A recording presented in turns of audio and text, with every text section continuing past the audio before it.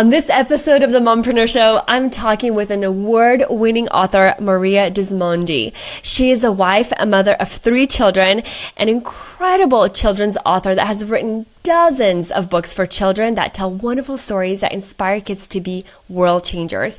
I actually read the book earlier today with my son, and he absolutely loved the message and the story. Let me see if I can get this in shot. And this is her latest book, The Jelly Donut Difference. And it has been wonderful. And I love that she incorporated her family into this because she has some Polish blood in her. And she talks about a grandma who's Polish who made pączki. And I'm Ukrainian. And so I love those things, and they have been in our tradition as well. So it was wonderful to catch that in one of her stories. So that's awesome, Maria. You are an incredible writer.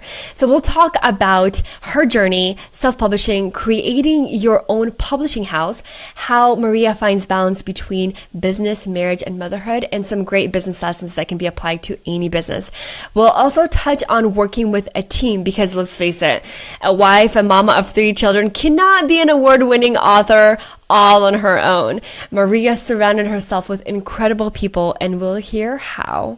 I'm your host, Vicky Lashenko, and this is the show that helps you win in business without losing at home. But before we get into the show, I would like to thank our 2 wonderful companies for helping make this show possible. One of them is Made On. It's an all-natural brand of skincare, chapstick, and hard lotion. It's run by a husband and wife team, and they make natural skincare that has as little as 3 ingredients, which is really great for us natural junkies. It helps people with cracked skin, dry skin, as well as eczema. Head on over to hardlotion.com and enter the code Vicky to get $5 off your purchase. So that's VICKY, $5 off. It's going to go a long way. And thank you to Audible. It's an incredible company that hosts hundreds of thousands of audiobooks that you can listen to on the go or while washing the dishes. Get a free book and a free 30-day trial by signing up at audible.com/Vicky. Again, audible.com/Vicky for your free audiobook. Thank you again so much for being here. Now let's get into the show.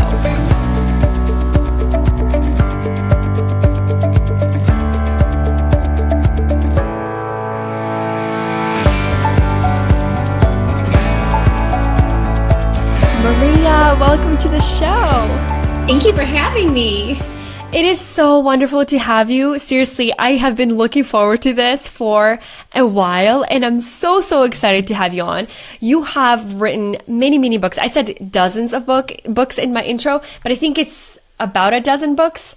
And yeah, well, eight books. Oh my goodness. And they're all so beautiful, so beautifully illustrated, and haven't gotten a chance to read all of them. But we did get your latest book called The Jelly Donut Difference, which is such a fun book. And my son really loved it. And so, ladies, and I'm going to introduce you, Marie, in just a second. I'm so sorry. I'm like totally chatterbox today. But I do want to say before we get started is that not only am I advocating Maria's books, like, yeah, go buy these books, go, read them to your children, have your children read them to you. I'm a huge proponent of really, what is it? Geeking out on our guests and really making them feel good. And not only that is really pushing their good stuff, because I'm really careful about who I have on the show. And I know Maria submitted an application to be on the show, and I'm very picky. And I went through her and I was like, you know what? This is an amazing woman, first of all, who wrote incredible books that I want you to read. I really want you to go get them and read them. But I also want you to listen to her story because I know you're going to get so much value out of it. And so if you stay to the very end, we're going to give away a book, and Maria is actually going to pick a winner. So make sure you're active in the comments, because that's why this show is for. It's for you. It's for you to interact, to learn, to ask questions, to meet other mompreneurs in the comments. And so I really want you to be engaged, because as a result, you're going to win a book that we're going to be talking about today a little bit on. So Maria, welcome to the show. I'm so sorry about that. It's so good to have you. And tell us your story. How did you get started in self-publishing children's books? Awesome. So I was a teacher for just over a decade, and I found a big need as a teacher in the classroom for children's literature that had really powerful messages. So a child would read the book and they'd walk away with this feeling that, oh, wow, like if something like that happened in my life, I could try what the characters in the book would do. So I was looking for books on self-esteem and on courage and just being able to be yourself. And I found books with teddy bears and books with dinosaurs, but I didn't see books with real kids in them. This was back in 2006. So I decided to write Spaghetti in a Hot Dog Bun, which was my first book. And I was still a full-time teacher at the time.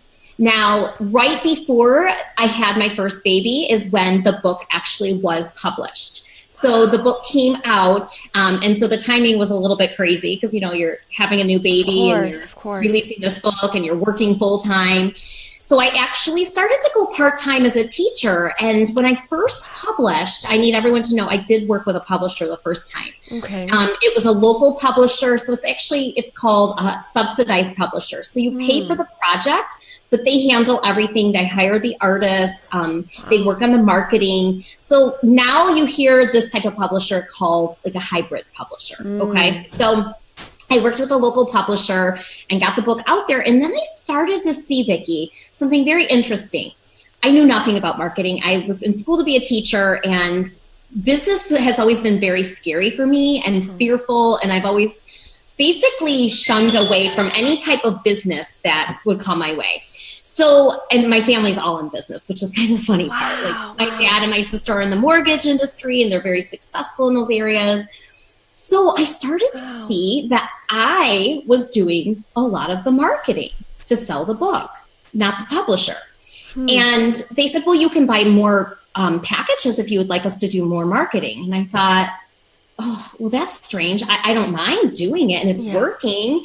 So I started to see that and I thought, well, geez, if I'm paying them to do all these different things in the process, but I actually enjoy doing that, why don't I do it myself? So that's when I first started self-publishing, because I really saw that I could do what they were doing and that it brought me joy. Oh my goodness, that is amazing. What an incredible story. So first of all, you're a teacher, and I know Nina's watching. Nina, my sister Nina, she is a teacher as well. And it's so funny because just probably 3 years ago or 4 years ago, she has shared with me her dream of one day writing her own children's book. She was actually like doodling the pictures and stuff. And I was like, Nina, you know, you can hire that out. So I'm really excited about talking about that today. So Nina, I'm so happy that you're here and listening to the show. So Maria, you found a need, and that is huge. Ladies who are watching, that is so important. There always needs to be a need that you fill in. And oftentimes it could be already filled. Like, for example, I mean, there's dozens of children's books out there. I mean, hundreds and thousands of children's books out there with, like, you know, different values and some great books out there. But Maria found the thing where they weren't really little kids that the books were talking about. They're talking about dinosaurs and all the animals or whatever. And that is a problem, and a problem that a lot of parents, I'm sure, really noticed. But they, you know, as a parent, not everyone will go out and be as brave as Maria and, you know, write her own books. And so I love that so much, Maria, that you really, and that you share this with us, because it's a very, very important lesson. So now you hired this company. How did the book do as a published book with the hybrid publisher? How did it do compared to your current books right now? So it was a slow start. They told me it would take about a year to make back my initial investment, and I made that investment back in 9 months. So I was, you know, I'm a little bit of an overachiever, so that felt really good. Yes. But then after that, I guess I shouldn't say it was slow, because I didn't have anything else to compare it to. Yeah, exactly. So I went through, let's see, 1 year, and then I was working part-time, and I started to see my income coming in from the book sales and from my speaking, which is something I started to do on the side as well. And I'd love to talk about that later too. So I started speaking, which really was a big part of the revenue as well. So I started to see that I could work less by doing this part of the business than I was as a teacher, but make more. And that was eye-opening for me, because I was now pregnant with my second baby. And I thought, oh my goodness, I'm already so overwhelmed and I'm only working part-time as a teacher.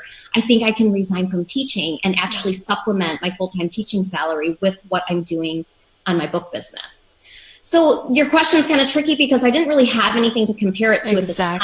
Exactly. But the one thing I will say is that first book, Spaghetti in a Hot Dog Bun, continues to be my bestseller. So out of all the other titles, that book is number one. The very first book, The Spaghetti? The very first book, which, I mean, looking at it, I've learned so much through the process that I would have done a million things different about that book, but my customers don't think so. And so that's really unique and interesting. And, if you look on Amazon, there are millions and millions of books. And this is the part that anyone listening, like your sister, who thinks, well, gosh, self-publishing seems so scary. It can be done. And my book is ranked like between 1 and 5 on a daily basis in certain categories out of millions of books. So I just want people to know it truly is possible. But like you said, there has to be a need for what you are writing. Exactly.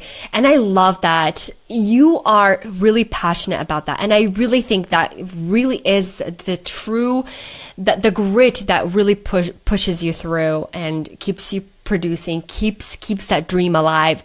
And I love that you're so happy and bubbly and positive. And I think you're like the perfect person to, you guys, every teacher should write a book. Okay. So if you're a teacher. I agree. I completely agree. Yes. I think you should write books. And I will tell you, when you look at my business, passion and purpose is what drives what I do, because those books have messages. And I'm not Taylor Swift. I cannot sing. Taylor Swift writes music that has important messages. So she shares her messages with the world through music. And this is my avenue, is through children's literature. So it's not that I'm trying to sell a whole bunch of books. My actual purpose is to get those messages to parents, caregivers, and to children. And so one way of doing that is through selling the book, but there are other ways like speaking and interviews like this. So different types of marketing that I do to also push that purpose into the world. Oh, that's so good. And I love that. And we'll touch upon speaking right now, but let's go back a little bit. And this is like a very selfish question, but I know it's going to help others. Like the nitty gritty stuff. Like sometimes I don't really focus on that, during the show because, the big picture is so inspirational and stuff. But how was the process like with, let's say, when you started self-publishing? Like, do you write your book in a Google Doc and send it off to your illustrator and write pages 1, 2, 3? Or like, how does that, like, what is the process like? So you, as a mom of 2, you write your book on the back of a Target receipt while you're waiting at a doctor appointment. Because I did write the potato chip champ at a doctor appointment waiting on the back of a receipt. So I love that. Oh my goodness. The process doesn't look very pretty all the time, but then I get it into a Word doc because I'm a little old school over here. Oh no, and this is great. Yeah. And then it'll go off to my editor. So before we even find an illustrator, the book is pretty well edited and polished. And then I work with an agency out of New York, and it's called Advocate Art. And what they do is they'll read the manuscript, and I'll have a call with my agent there, and we'll talk about the feel of the book. And if you look at the art in my books, they're slightly different. So yes, they are. The colors are very neutral, but then the book that you have, the colors are very bright and warm. Cool. They're cool because they're like purples and blues. Yeah. So, so then what that agent will do is they will search through hundreds of illustrators they work with, and they're like the liaison, and they'll give me about 6 portfolios. I choose a portfolio, and then they get the manuscript and they start doing the art. And there are other people who are part of the project. They're a big person that I work with. I mean, a huge component of it is my graphic design team. And so what my graphic design team does is the cover, and they decide on the font and what's the feel of the book and the copyright pages. Then there's always the printer that I work with as well, and the distributor. So there's a lot of different people that you come across throughout the process. Very interesting. I am so impressed that you are literally working with a team. And we're going to talk about that a little bit later, like in more detail. But you, for some reason, I assumed that by self-publishing, you go on either Upwork.com, and you find an illustrator, or you find by word of mouth and you talk to them directly, and then you just hire somebody to do your cover and it's done. But there's so many little details that go into this book. I mean, literally page layout. That's crazy. Like, yeah, and Vicky, you can go on a website like that and hire an illustrator, but the cost difference is going to be, you might pay someone $500 to do it there. My average fee is between $3,000 and $5,000 I'm paying the illustrator. Wow. So I'm putting more money into the project because I want a quality project. So that is why I do work with people who are experienced in the industry. Like my graphic design team, that's what they do, is children's books. They do different types of, well, they do different genres, but if I were to just pull out a regular, I actually have a graphic designer who doesn't have experience with children's books. So she does my marketing graphic design, and then I have a separate one who does my book layout. So really, I think you're correct in the sense that I could just hire anyone, but when you find people who have been doing this and have been in the industry, you're going to get more quality work. Oh my goodness. And more quality work. And I think, and this is my thing, and I'm going to be open with you ladies who are watching, and you, Maria, is that like, I am a bootstrapper. I love finding good deals. I love, finding ways where I can do things myself or where I can hire directly. And so I'm always finding ways to do that. But I think that in your case, I think this is so important. And I mean, this is so important for me to hear too, because a lot of times I cheap out, and it's so important to really put in the investment, because the quality of work you're going to get is stellar. And obviously you're making it all back anyways. And I think that I'm so surprised, the agency that you work with from New York, they talk to you about the feel of the book. I'm just like, oh my goodness. And that is so important. Like, we often don't realize this, but like, even like a box of Cheerios has gone through that kind of talk too. Like, what's the feel? What is the color? Like, isn't that cool? It's crazy. And I love that. I love that you shared that with us, because it's a detail that I didn't realize that goes into writing and publishing a book. So that's so cool. So talk to us about starting your own publishing house. So and can you please explain what that is for the ladies listening? Yes, I was interviewed a few years ago. I oftentimes do segments on the local news, like 2, 4, and 7. So I was being interviewed, and someone reached out to me, a national football player, NFL player here in Detroit, saw the interview, and his team said, he's always wanted to write a children's book. Will you team up with him? And so then my wheels started turning, and I met with him, and I thought, well, gosh, if other people want me to do this for them, then I could start a publishing company of my own. But I had already had the experience with the publishing company I had worked with, so I knew how I wanted to do things differently. And Vicky, at this point, I had been consulting for writers for about 5 years at that time, maybe even longer. So about You're such a hustler.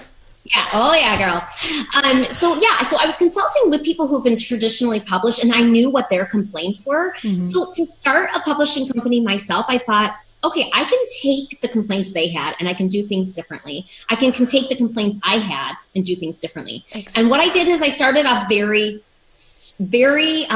slowly, and that is key here. So I don't want people to think that my publishing company is producing 12 to 25 books a year, which is on average of a big company.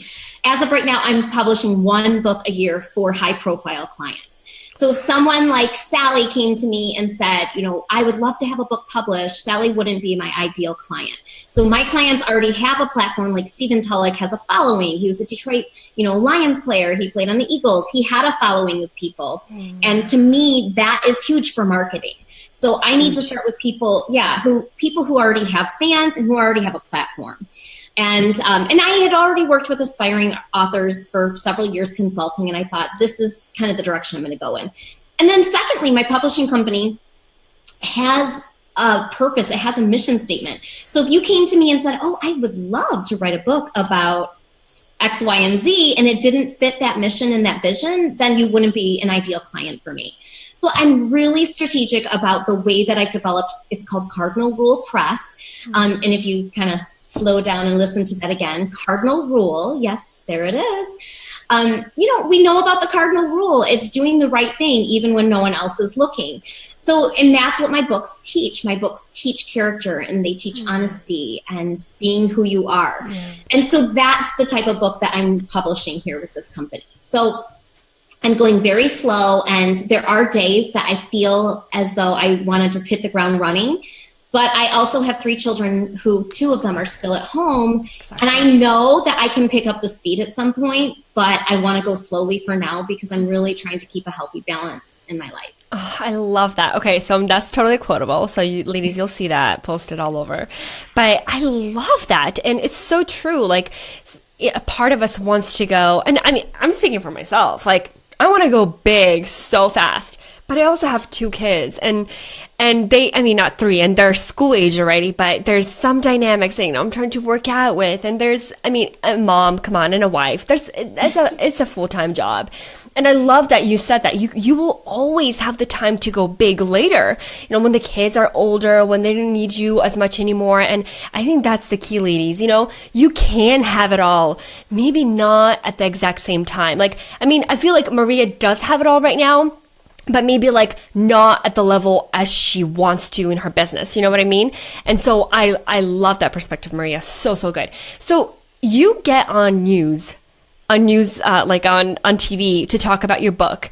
You are such an incredible self-PR agent, like whatever that word is. Like you are your own advocate and I love that. So how did you get out there and pitch your story? Because I hear that it's really important to have like a very short and specific spiel to the newscast. And share with us, how did you get in and how do you come up on their radar regularly? That's a great question. I will start by saying I'm relentless. So I'm not annoying and I don't stalk people, but I definitely don't give up. If I have something important that I really want to share, and I don't hear back from someone, I'll reach out to them in a few more weeks and I'll see what's going on. And I've actually had someone, an anchor, a very, very popular anchor here in Detroit, say to me, Maria, I'm so glad you reached out to me again. I lost your email. I couldn't remember what your email, I blanked out on your last name. I'm so glad you got back with me. So first, I'm relentless. And second of all, I actually was in a mastermind for a few years. And one of the women in our group was, she was a neurologist and she appeared like weekly on the news. And so she took a lot of time with me and she taught me makeup, which was really fun because you're supposed to wear a lot of makeup when you go on the news. But she also taught me the importance of really pitching a short and sweet pitch, but it has to be relevant. So what is a hot topic in the news right now and how can you connect that to your book? So I'll give you an example or to whatever your purpose is. Wow. So when my book came out with Stephen Tulloch, we did a lot of stuff. Stephen is the NFL player. We did a lot of stuff last year when his book came out. Then shortly after that, about 6 months later, it was in September and it was back to school and I wanted to get a little bit more press. So what I did was I connected my book to something called growth mindset, which is a buzzword in education right now. And so growth mindset is the belief that with hard work, you can do anything. And that is the theme of the book. It's determination. So I put current research, I went and grabbed a couple of bullet points of current research about growth mindset, how schools are teaching it, and how important it would be to share this message on the news. And bam, I got 2 interviews from that. So it really has to be, you have to be relentless and it has to be relevant to something happening today. Like what is the need again, and what is really the hot topic? And really connecting the two. And I think that is where you get creative. And that's amazing. Okay, relentless, you guys. This is such a huge thing. And Maria, you're not the first guest on the show that said whenever they reached out and followed up afterwards, people thank them for continuing to follow up because they either forgot, they missed, they deleted, they couldn't find it. And so that is huge and something that I literally need to write on my hand and always remember that. That's really, really powerful because sometimes... Can I share one? Oh, go ahead. Yeah, please. Go ahead. So the last interview I had, I always bring a ton of extra books with me. And my mom said, who are you being interviewed by? And I told her the name of the anchor. And my mom said, oh, I just love her. She has 2 kids, Maria. These are their ages, blah, blah, blah. These are their names. So I brought a bunch of books for her and I gave them to her. And she was like, oh my goodness, this is so nice of you. You knew I had children.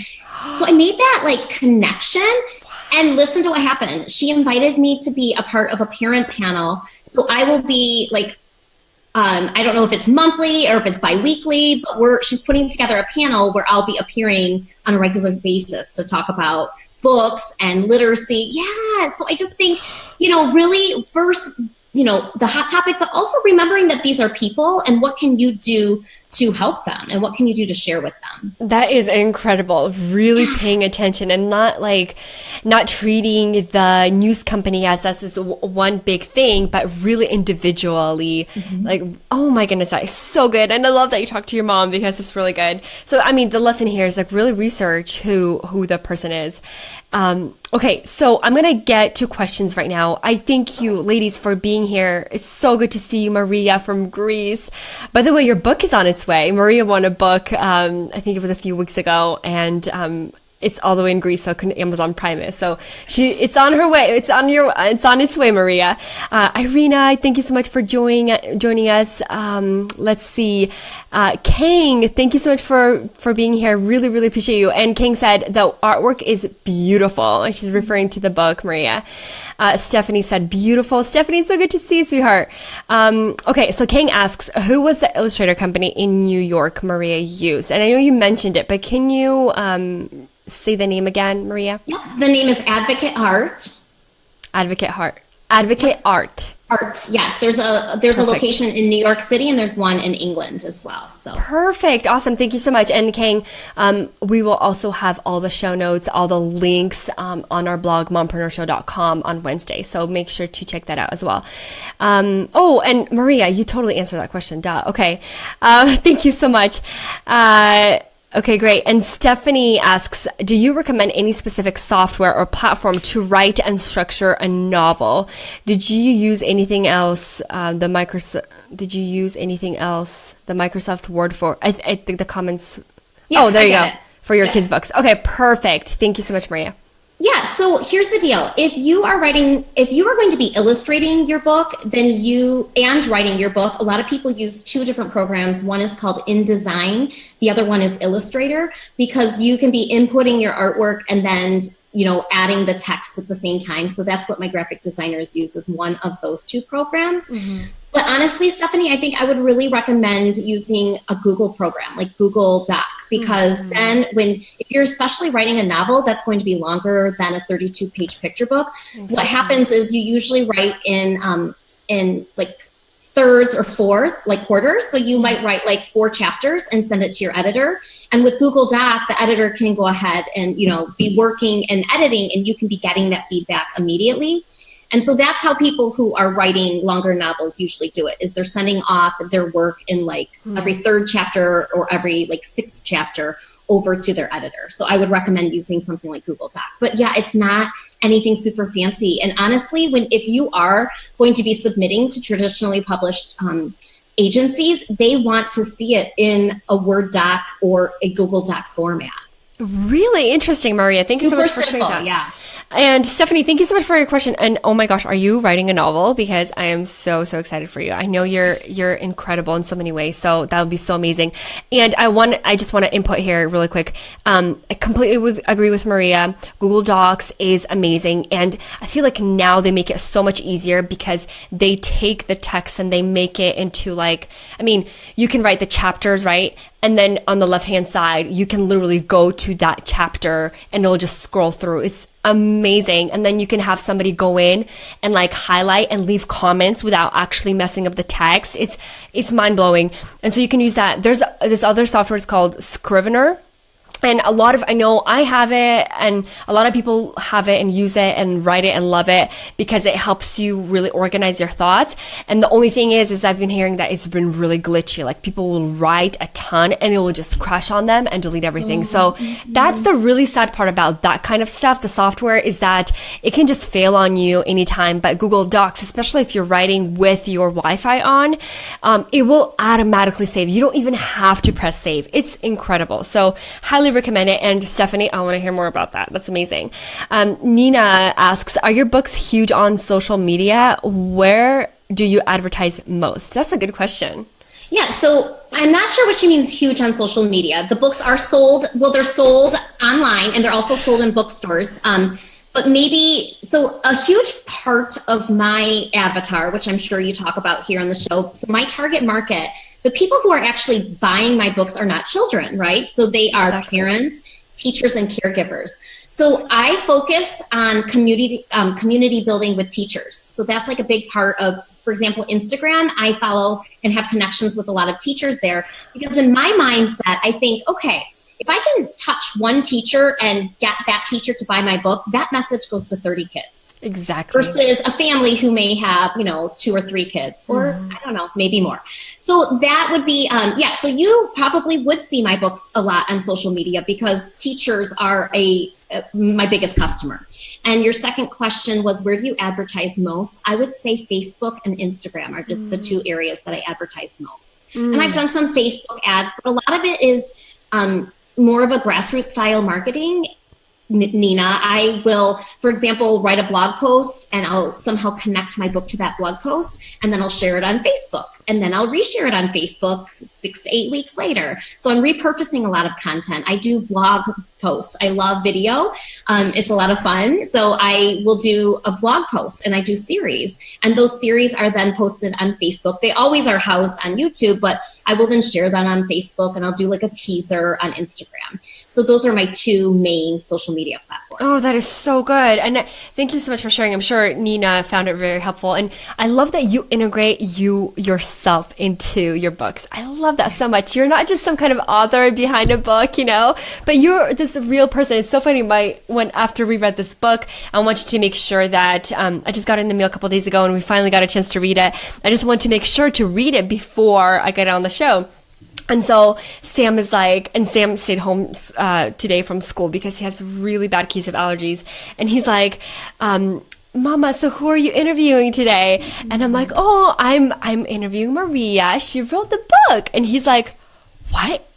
That lady wrote this book? And I'm like, yeah. And he was really excited about that. And the fact that I also get to talk to you, he was really, because, the kids also see like, wow, that's possible. Like it's not just a person who wrote the book.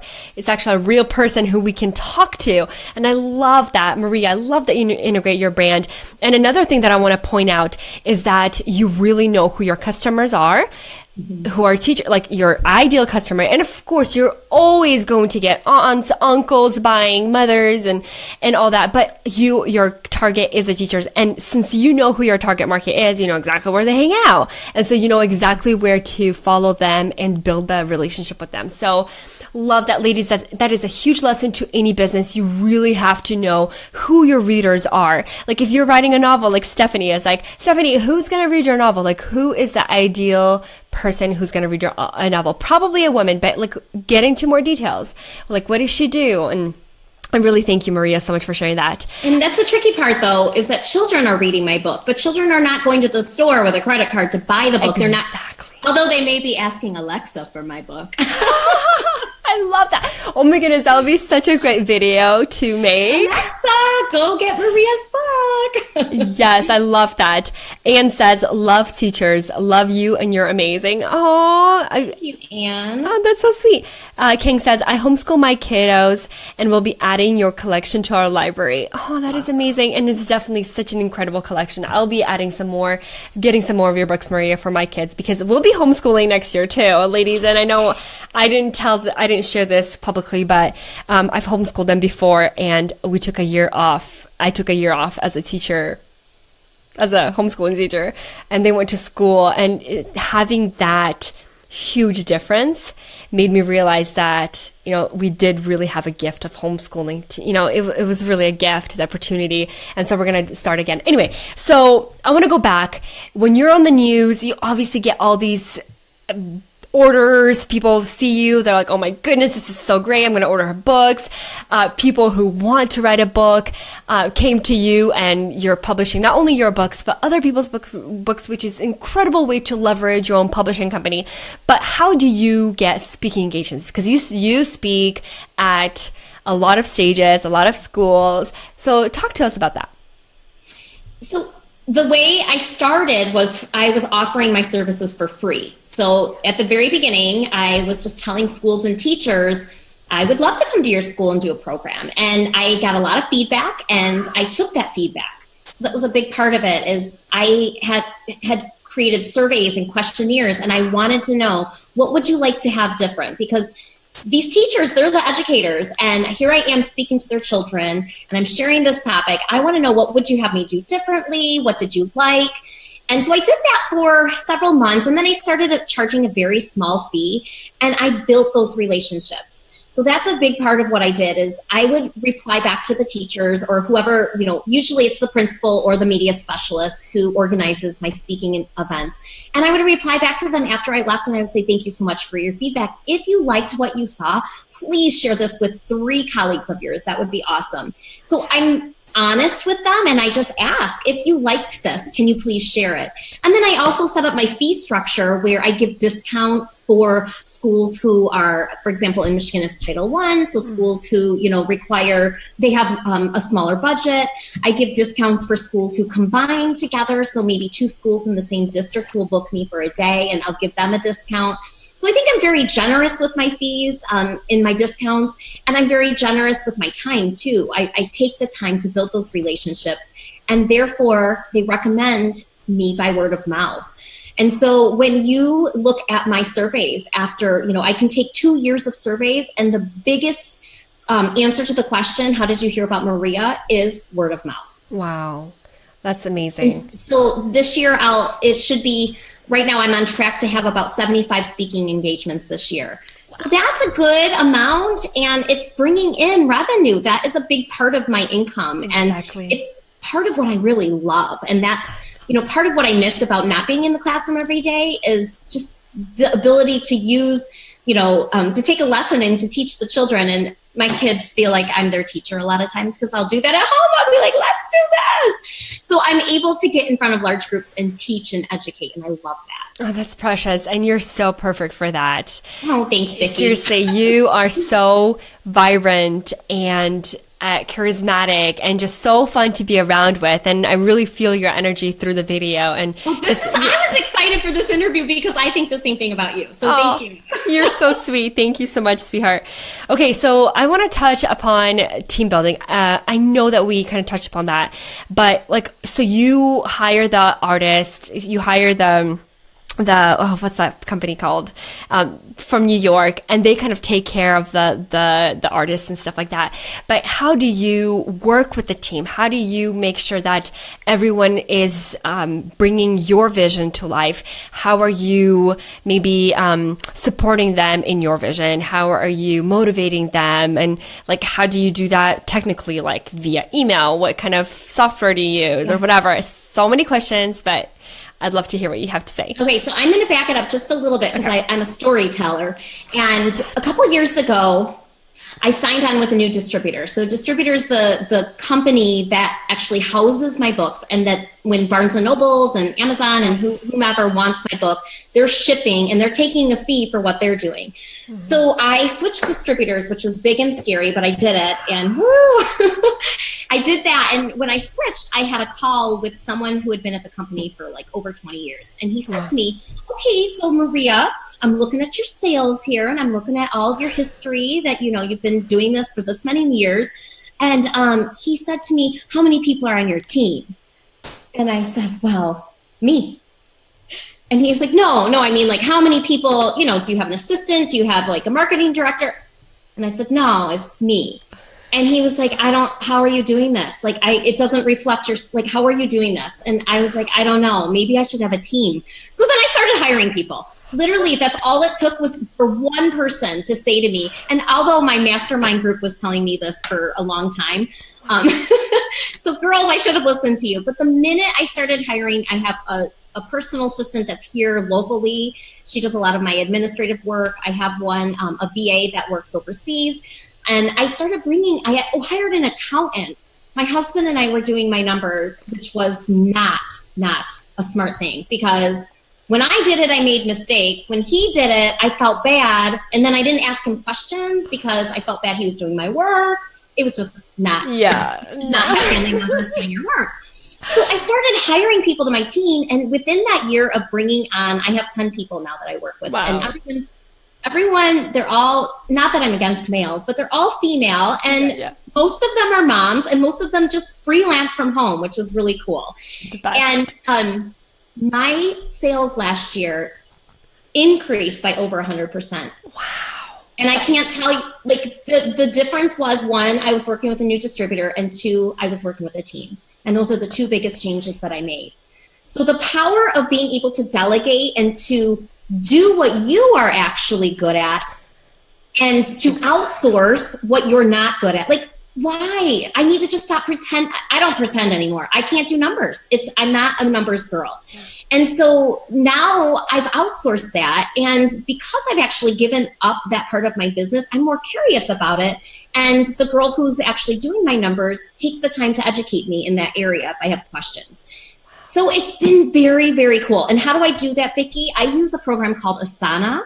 Asana. Task management software, yes. Yeah, task management software. And so that's a beautiful program. My team is all dialed in there. We have deadlines and we communicate through there. If someone needs to give me a document, everything is attached in this program. So I'm no longer searching through email file folders. We have workflows that we, like master workflows that we can go back to. That's so important. Workflows are so important. So we just launched Jelly Donut Difference about a month ago, and that workflow, we can just reuse it now. So what do we need to do 6 months before the book comes out? Oh, look, it's in the workflow. Who needs to do it? Oh, look, your name is assigned to it. So it's been a really, really helpful program, and it has transformed my business. Like, you can see my heart rate is increasing right now. I'm getting really excited about this task management software, but it really has made a big difference. And I have to agree. I don't use Asana, but task managing softwares are so important to really have that huge brain dump and just dump all the little things that that either have to do with your project or have to do with your business or with your day to day.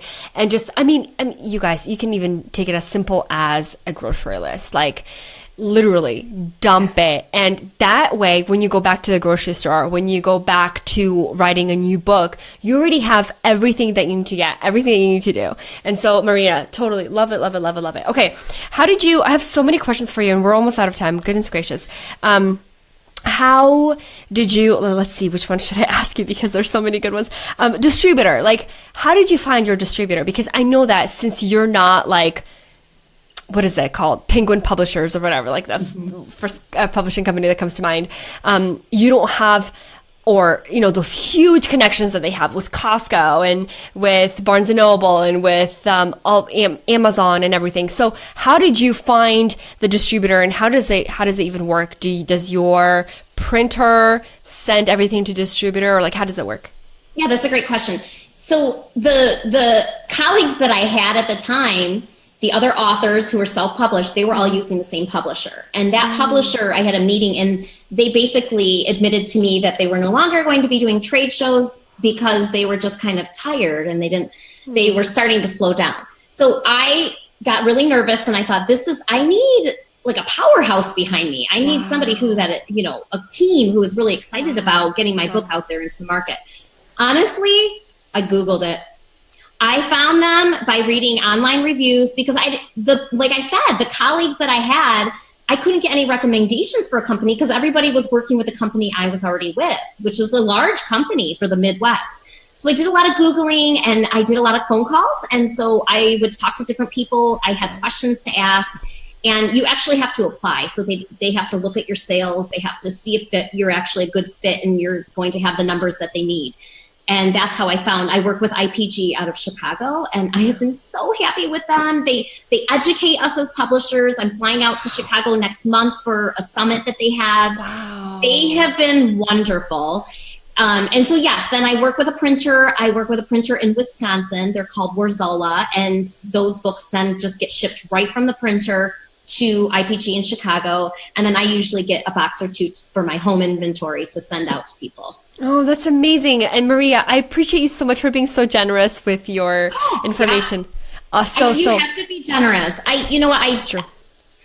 I reached out to people at the beginning when I started this and I heard crickets. And when people ask me now, I mean, unless it's a huge time, some people want to get coffee and learn the whole process from me. And I have 3 children. I'm like, well, do you want to pay for the babysitter? Because so I try to be as generous as I can. And I've created like online courses. I have free workshops online. So I do give this information away to people because I wish someone would have done it for me. Yeah.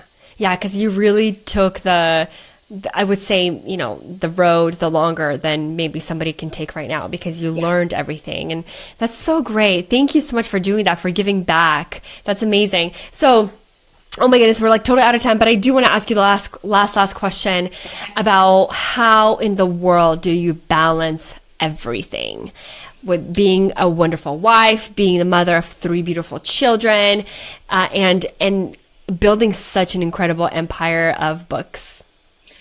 Well, I don't always balance it all. So that's the first answer is like, let's be real.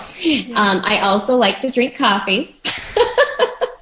No, but honestly, I schedule things and life can get busy. And I do 2 things. One, I schedule things. And secondly, when I wake up in the morning, the first thing I do is I fill out the gratitude portion in my planner. And it kind of like sets that mindset that like, okay, what am I grateful for in my life? What's important in my life? And people are important in my life. And if I haven't seen a best friend in a while, I'm going to make a plan to see that best friend. Yeah. And you being a mom and any of those mompreneurs out there listening, you know how hard it is to make plans with someone. It's like 20 texts later, you finally have a day and time. But I take that annoyance out of it and I schedule things. Like my husband and I have a monthly date. So we may go out more than once a month, but for sure, since we have had our second child, we've gone out once a month. Even when like we had a brand new baby, we just bring the baby with us to wherever we went. And my girlfriend and I mom swapped, and we've been doing that for a very long time. Amazing. So I think the biggest thing is one, paying gratitude for your life and just remembering like, what are my values? What's really important to me? And then making sure that you're living out those values on a daily basis. That is so beautiful, Maria. I love that so much. I find that I do a 5-minute journal. What kind of planner do you use that has a little gratitude spot? Oh, I use the Day Designer. If you've heard of that. Yes. Are you? Oh my gosh. What's her name? Whitney English. She's amazing. No, her name is not Whitney. Is it? I can't think of what her name is, and my planner's over there. No, it's okay. No, she's amazing, and her story is incredible too. So we're gonna have her on the show soon too. Oh yay! But love that. It's so important to write your gratitudes down and to be thankful for things, because sometimes life gets in the way and you're busy doing stuff and not really having the time to reflect on being grateful, and that really can wear you down. And I use the 5-minute journal, which has been amazing. Yeah, I use Power Sheets too. Have you ever heard of Power Sheets? By Laura Casey. Laura Casey. That sounds right. Yes. Yeah, so that's the other one, because that allows you to journal more. So a couple times a month, I'll like do her work, and then every day though, I'll use my journal. So. Oh, I love that so much. Brooke from Belong Magazine also uses Power Sheets. So I love that. Okay, Maria, I thank you so much. But before I let you go, I want you to pick a winner for your book. All righty. Let's see. I think we should totally give it to Kang. Kang has been so here and commenting and asking really wonderful questions. So you are the winner. I agree. Kang, congratulations. Can you please just message me your address and I'll make sure the book gets to you. I am so excited that you want it. I know you're going to love it. And Kang says, thank you for sharing, Maria. It inspires me to write a book in my native language. That is incredible. That is, Maria, you inspired her to do that. So I love that. I love that so much. And I love that your work gets to inspire so many other moms and so many other people to do their own thing, to spread their own message. So again, thank you so much for coming on the show, Maria. I really appreciate you. Ladies, oh my goodness, that was so amazing. And I know I always say that because after every show, after every episode, my heart is so full, and Maria has blessed me so much in so many ways. I had so many questions, so many more questions to ask her, but we just didn't get the time. But I'm so thankful that you were here joining us live. And again, congratulations to Kang for winning Maria's latest book called The Jelly Donut Difference, and I will mail that to you, and actually Amazon will mail that to you just today after the show. So if you guys are interested in this, please go on to Amazon and just Google the jelly donut difference, and also the link will be just above this video right now. You can just go ahead and go to Amazon, and the books are very affordable, especially on Amazon, and they're such a great addition to your children's library. And ladies, I hope that this episode inspired you to take action, to go for your dreams, and to really be relentless like Maria was and is, and to really know who your customers are, to know what you want in life too. And I think that Maria balances her life and her children and husband so well, and she's so honest about it that she doesn't have it all together, and I know none of us do, and so I really, really appreciate her honesty. All right, thank you so much again for joining us today on the Mompreneur Show. My name is Vicky Lashenko, and this is the show that helps you win in business without losing at home. Please join us live next time. We're on live every single Monday right here on Facebook Live at 10 a.m. Pacific, 1 p.m. Eastern, and I hope you'll join us next time. Have an amazing day. Bye-bye.